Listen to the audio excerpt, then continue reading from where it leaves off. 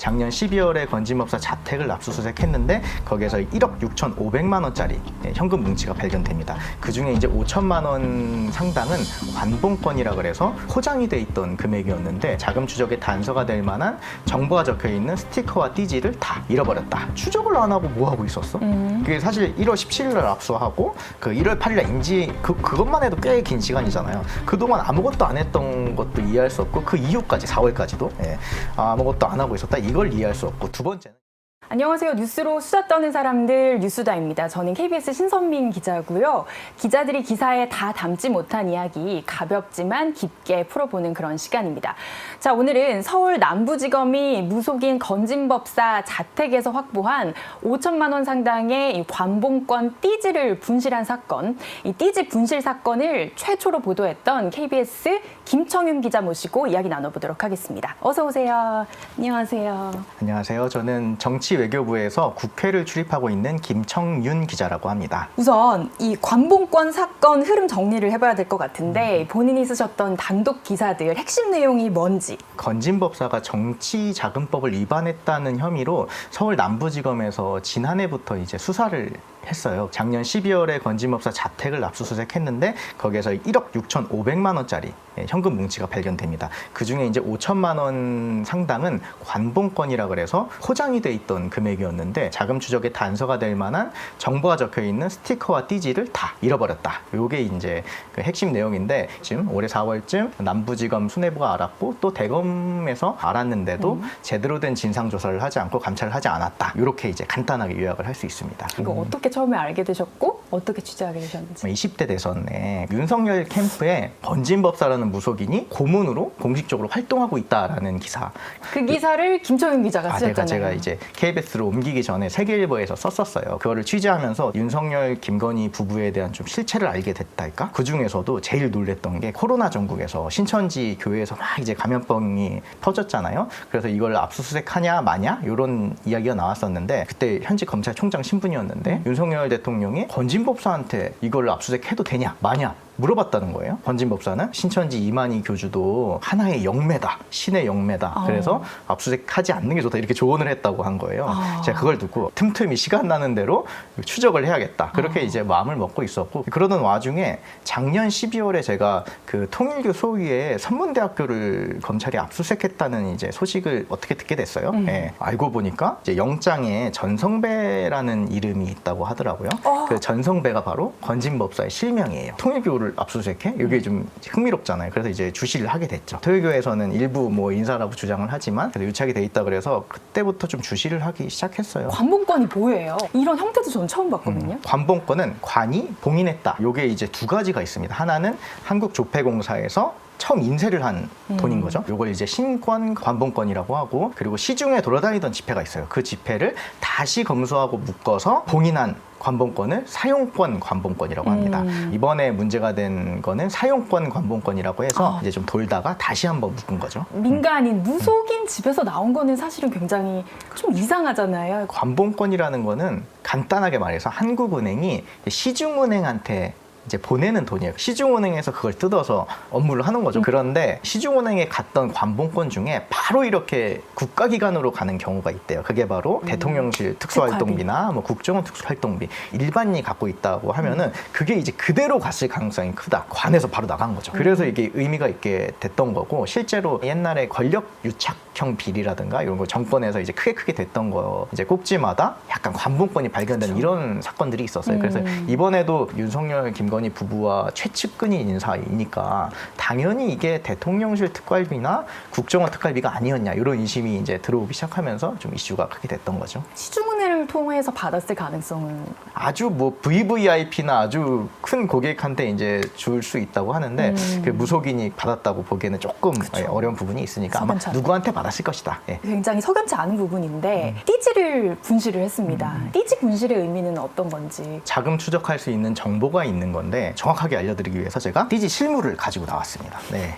요건데요. 크게 한국은행이라고 돼 있는데 이거는 뭐 당연히 한국은행에서 만든 이제 관본권이라는 뜻이고 HQ라고 있어요. 처리 부서예요. 물어보니까 한국은행 본점에서 헤드쿼터. 묶었다. 샵 14 이렇게 돼 있는 건 요거는 기계식별 번호라 그래요. 14번 기계라는 뜻이겠죠. 어디서 이제 묶었다는 걸 이제 알 수 있고 5자리 이제 숫자가 있는데 이건 담당자 코드라고 해서 관봉을 한 담당자가 누군지 알려주는 거고요. 이 뒷면에 보면은 일시가 있어요. 정사일시라고 하는데 간단히 말하면은 묶은 날짜, 검수한 날짜, 시간 이렇게 보시면 되고 이 정보만 있다고 해서 자금 추적이 된다 이렇게 말할 수는 없어요. 다만 이제 자금 추적의 단서가 될 수 있죠. 어떻게 출납이 됐는지를 압수수색도 할 수 있고 아 이날에는 어느 은행에 갔다 파악하다 보면은 수사의 실마리가 될 수도 있고 그런 거죠. 띠지로 묶여 있고 이게 또 여러 개 모아서 비닐로 싼 다음에 스티커도 한번 붙이잖아요. 네네. 어딘가에 지문이 묻어 있을 수도 있는. 그럴 수 있다고 하더라고요. 그런 근데 이게 처음에 발견된 게 건진법사의 자택에 있는 쌀독이란 말이죠. 막 보관을 했다고 하면은 그런 지문이 나올 가능성도 있을 것 같고 그리고 이제 스티커에도 요거랑 유사한 정보가 있단 말이죠. 그 스티커에는 지문이나 DNA 같은 게 들어있을 수도 있고 그래서 이제 수사 정보로 쓰일 수 있다 이렇게 말씀드릴 수 있습니다. 수사상 굉장히 중요한 증거를 유실한 건 맞는 것 같습니다. 그렇죠. 예, 네. 지난 5일에 열렸던 이 법사위의 검찰개혁 청문회가 굉장히 뜨거웠습니다. 이 장면들 몇 가지 살펴보려고 하는데요. 다 모든 현금을 다 세나요? 네. 김정민 수석이 돈을 센 것 같긴 하네요, 그죠? 그 당시에 어떤 현금이든 세니까. 네, 돈은 셌을 것 같습니다. 그때 당시 띠지로 묶여 있었는지는 기억이 나지 않습니다. 최재형 검사 또는 그 수사관이 원형 보전 지시했습니까? 안 했습니까? 지시했습니다. 했어요? 네, 공문 형태로 있죠? 아닙니다. 공문 형태로 있다고 제가 제보 받았는데요. 그런 공문을 받은 적이 없습니다. 처음 본 형태는 관목권 비닐로 쌓여진 건 당연히 기억할 거 아닙니까? 지금 현재로선 기억이 나지 않고 저희 청에서 원형 보존이라 함은 현금을 계좌에 넣지 않고 현금 자체만 보관하는 거지 그 외에 부수적인 거에 대한 받았잖아요. 띠지가 있었는지 여부는 기억이 나지 않는다. 뭐 이렇게 요약을 할 수가 있을 것 같아요. 민주당 의원들은 그러잖아요. 이 관본권이라는 게 이 생김새 자체가 굉장히 특이하고 이거를 기억을 못했을 리는 없다. 기억이 정말 안 났는지는 뭐 알 수 없지만은 예, 다만 중요성은 몰랐을 수 있다. 수사팀에서 얘기해주지 않았다면 네. 다 책임을 전가하고 있는 것 같아요. 띠지나 스티커나 이게 없어진 일은 발생을 했잖아요. 사실은 있는 건데 이걸 누가 책임지냐 지금 문제인 거예요. 3가지 정도의 가능성이 있다고 보여요. 이제 그대로 이제 띠지가 온채로 내려와서 수사관이 뜯어서 이제 그때 분실됐다. 그리고 2번째는 띠지가 없는 상태로 왔다. 3번째는 모 계장이 내려와서 현금을 세겠다고 해서 개수기를 줬다고 하잖아요. 그럼 그 사람이 이제 현금을 셌을 텐데 압수기 수사관들이 띠지를 떼는 걸 봤다. 이 3가지 가능성에 따라서 누가 책임을 지냐가 조금 달라지는 거죠. 압수계 직원들은 띠지를 보존하라는 지시를 받은 적이 없다. 자기네들은 책임이 없다. 2번째 수사팀은 자기네들 원형 보존을 하라고 얘기를 했다. 근데 얘네들이 띠지를 버렸다. 이렇게 책임을 전가하고 있는 거죠. 또 부장검사는 그렇게 얘기했어요. 그 담당 검사가 1월 8일을 인지하고도 자기한테 보고하지 않았다. 담당 검사 책임입니다. 그리고 4월에 인지된 이후에는 신흥석 전 남부지검장이 대검에서 이렇게 구두복을 하고 와가지고는 그냥 이제 수사에 집중하자고 했죠. 이렇게 내 부류가 다 책임 전가를 하면서 말이 엇갈리고 국민들 입장에서는 납득이 안 가는 그런 반응들이 계속 연이어 나왔던 것 같습니다. 두 수사관들이 억울한 게 좀 있다는 이야기도 했어요. 특히 이 진상조사 보고서라는 거를 봤더니 자기들이 듣지도 않은 말을 3번이나 했다고 이야기를 하더라. 검사들이. 그 부분 이제 장면을 같이 보시고 한번 이야기를 해보겠습니다. 그 보고서의 내용은 네. 김정민 수사관이 그때 얘기했던 내용과는 많이 다른 것으로 알고 있습니다. 띠지 벗기지 말고 다 했어요, 지금. 돈을 그대로 둬라 이렇게 지시를 했지 않냐 이렇게 여쭤보셔서 저는 그런 말 들은 적 없고 그렇게만 얘기했고 내가 띠지를 훼손했다라는 얘기는 기억 안 난다라고 오늘처럼 얘기하셨어요? 그런 말은 물어보시지 않았어요. 물어보지도 않았고. 네. 그런데 제가 남부지검 감찰 과정에서 네. 봤던 보고서 내용에는 네. 띠지와 관봉을 훼손하지 말라고 수사팀에서 얘기를 했다고 네. 3번이나 얘기를 했다고 적혀 있었는데 저희는 그런 말을 들은 바가 없었습니다. 기사를 쓰기 전에 취재하면서 서로 이제 말이 다르더라고요. 네, 결과적으로 공식 입장은 압수계 직원이 경력이 짧아서 띠지의 중요성을 모르고 버렸다 하지만은 그 안에 취재를 하면서 이런 단어를 썼어요. 안에서 진실 게임 양상이 벌어지고 있다. 그게 2번째 기점이 있어요. 첫 번째는 1월 8일 날 담당 검사가 인지했을 때 대략적으로 확인해 확인했을 때 압수기에서 잘못다 이렇게 넘어간 것 같고 4월에 제대로 이제 확인이 돼가지고 윗선까지 보고됐잖아요. 적어도 경위에 대해서는 제출을 해야 될 거 아닙니까? 그러면서 수사팀이 일방적으로 좀 가가지고 작성을 했던 것 같아요. 그러다 보니까 진상보고서가 수사팀의 시선에서 혹은 입장에서 쓰여졌다 이렇게 조금 보이는 것 같더라고요. 검찰이 조직적으로 수사관들한테 책임 미루기, 떠넘기기 이렇게 하고 있다고 봐야 되는 걸까요? 이렇게 봐야 될 것 같아요. 1월에 담당 검사가 알고 부장한테 보고하지 않았고 그리고 4월에 대검까지 알았는데도 제대로 된 감찰이나 조사를 하지 않았어요. 2번의 기회가 있었는데 다 은폐가 됐어요. 그러고 나서 제가 8월에 취재했을 때까지 약 8개월 동안 이 사건 자체가 아무도 모르고 있었잖아요. 그리고 중간에 정권이 바뀌면서 남부지검장도 바뀌고 했는데 그분들한테 인수인계가 되지 않아서 아무도 모르고 있었단 말이죠. 저희 취재가 없었다면 결국에는 역사에 아예 없는 사건이 될 수 있었던 거예요. 예. 그러다 보니까 제대로 정리가 안 된 상태에서 서로 책임 전가 정도로 이제 끝났던 사안인데 이게 지금 불거져서 청문회장에 나오니까 그 자리에서 말이 다른 게 지금 드러난 거죠. 검찰 남부지검 내부 분위기가 시끌시끌하다고 들었습니다. 이 분위기 어떤가요? 수사관들 입장에서는 조금 많이 서운한 것 같아요. 예. 누구나 저 압수계는 갈 수 있고 그리고 특히 이제 초년생 때 많이 가는데 너무 지금 부담이 가고 있으니까요. 제가 좀 취재를 해보면은 그럼 이 책임은 결국 누가 져야 되냐? 사실 수사팀이 지는 게 저는 맞다고 생각하는 게 이게 처음에 압수물이 내려갔을 때 다른 데서는 다 이렇게 한대요. 띠지도 증거물이니까 증제 몇 호, 품목 수량 하나 다 이렇게 해서 지휘를 한다는 거예요. 그렇게 내려왔으면은 압수기에서 그거를 분실될 이유가 있었을까요? 예, 아마 없지 않았을까. 그러니까 수사팀 입장에서는 제대로 지휘가 이루어지지 않았을 가능성이 크고 적어도 내릴 때는 그냥 현금 그대로 내렸던 거예요. 물론 한마디 원형 보전을 하라고 했기는 한 것 같은데 그런 입장에서는 사실 수사팀의 지휘 책임이 있는 거죠. 그러면은 그걸 한 지휘 검사 그리고 담당 검사 그리고 위에 지휘 라인인 부장 검사, 차장 검사 이렇게 해서 책임을 지는 게 합리적인데 수사관들 입장에서는 너무 본인들한테만 책임이 오는 것 같고 청문회장에 나온 부장검사라든가 차장검사 다 이제 고위 간부들이잖아요. 이런 간부들이 책임을 져야 될 사람들이 책임을 미루고 있으니까 좀 많이 서운한 것 같더라고요. 그래서 여러 가지 블라인드 글도 올라오고 있는 것 같고요. 감찰 얘기, 늑장 감찰도 논란이 됐습니다. 이게 사실 이 보도가 없었으면은 감찰 안 했을 것 같아요. 책임을 누가 져야 되냐 이 사건에 대해서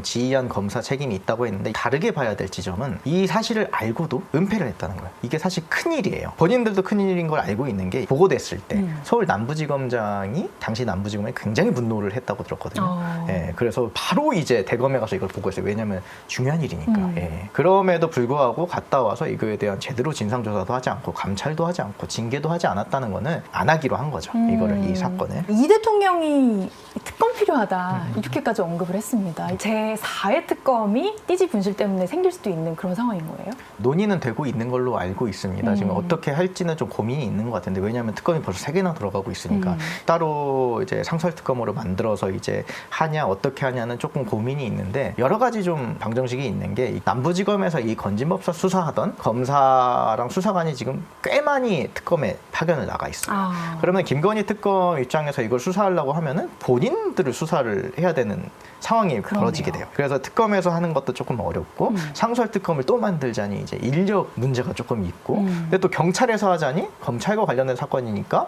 영장이고 뭐고 다 꺾일 거 아니냐. 그래서 지금 고민이 많은 것 같습니다. 예. 대검에서 정식 수사가 이루어지고 있기는 한 거죠? 네, 정식 수사가 이루어지고 있는데 근데 그 과정에서 지금 압수수색만 이루어지고 별다로 입건된 사람은 압수계 수사관밖에 없었던 걸 보면은 제대로 수사, 조사는 이루어지지 않고 있는 게 아닌가. 이게 이제 검찰개혁 연결이 되는 것 같습니다. 민주당에서는 이제 의도에 의해서 증거가 은멸됐다라고 의심하고 이제 그렇게 검찰개혁을 이제 주장하고 있는 건데 물론 그렇다면 정말 심각한 일이고요. 근데 다만 이번에 검찰 안에 있는 총체적 난맥상은 드러났다. 검사들이 책임을 지고 증언을 했어야 되는데 지금 이 검찰 조직 내에서 전부 자분오열돼 있다. 하나의 수사를 하면서 이렇게까지 분열되고 있는데 그간의 검찰에 문제가 분명히 있어 왔다. 이런 건 단면은 보여줬다. 예. 지금 검찰개혁 거의 이제 마무리 가고 있잖아요. 예. 그런 마무리 가는 과정에서의 한 단면. 국민들 입장에서는 납득하기 어렵다. 이렇게 판단을 할 수 있을 것 같습니다. 자, 오는 22일에 또 이 사안 관련해서 청문회를 한 번 더 더 엽니다. 그러니까 이날은 누구 나오는 건가요? 수사팀이 전부 들어가 있고 송달을 못 받아가지고 못 나왔다고 했던 신현석 전 남부지검장도 증인으로 이제 채택이 돼 있고요. 윗선도 다 돼 있는 걸로 알고 있습니다. 근데 강제력이 없기 때문에 실제로 나올지는 몰라요. 개수기를 달라고 했던 계장이 증인 목록에 빠져 있더라고요. 왜 빠졌는지는 잘 모르겠는데 그분도 불러서 물어보는 게 좀 맞을 것 같아요. 이게 이제 저번 청문회에서 제대로 질의응답이 되지 않아서 의혹식으로 넘어갔는데 좀 한번 규명할 필요는 있다. 22일 날 청문회를 보면서 뭐 어떤 점을 좀 주목해서 봐야 되는지. 왜 이게 감찰이 이루어지지 않았는지 그게 사실 핵심이에요. 그거를 확인해야 될 검찰 수뇌부가 왜 손을 놓고 있었는지. 예. 그때 서울 남부지검장이 직접 대검에 들어와서 검찰총장과 대검 차장한테 구두보고를 했다고 취재가 됐어요. 그 정도로 이제 핵심 인사들이 알았는데 왜 이걸 그냥 넘어갔을까? 그냥 넘어가고 그 8월까지도 왜 아무도 몰랐을까? 예. 어떻게 보면은 직무유기, 직권남용이 될 수 있어서 당연히 해야 될 직무를 하지 않았을 수 있습니다. 그런 것들을 조금 더 파헤쳐 봐야겠죠. 걔네가 지금 압수수색을 한 게 2024년 말이잖아요. 그리고 담당 검사가 1차적으로 인지했던 건 1월이라고 했죠. 1월 8일, 네. 그 사이에도 관본권은 압수기에 넣어놓고 손 놓고 아무것도 안 하고 있었고. 그렇죠. 예.